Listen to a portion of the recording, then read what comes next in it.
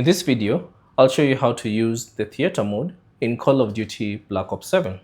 So this feature basically allows you to see replays of all the games that you have played. So all you have to do is during the multiplayer section or in the multiplayer lobby, press the menu button on your controller and then scroll down and find the theater mode and select it. And then now you should see all the games that you have played. And then keep in mind that these files will expire after 7 days, or if there's a game update, they'll no longer appear there. So find the replay that you'd like to see, or let's say for instance this one, select it, and then give it a few seconds to load the information.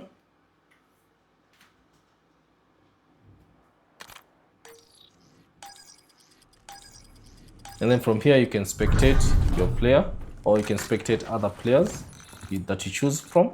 And that's basically it on how to see, or rather how to use the theater mode in Call of Duty Black Ops 7.